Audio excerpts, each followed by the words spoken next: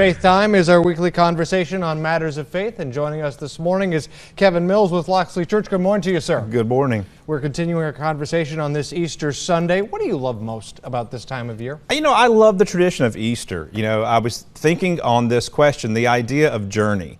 We start the new year with all these resolutions. We get into the Mardi Gras season, which then takes us into Lent.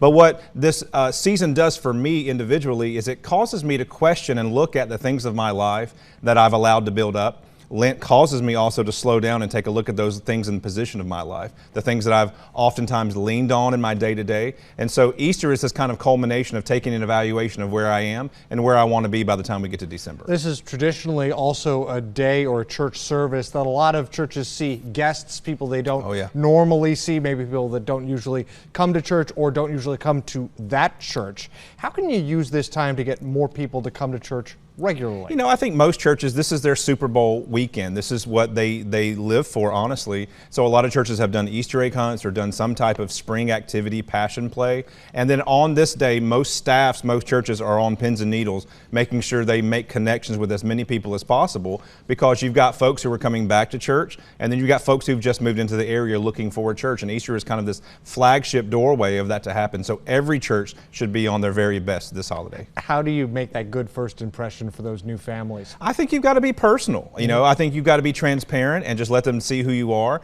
I think it's important as a church just to represent who you are and know who you are. Be comfortable in that.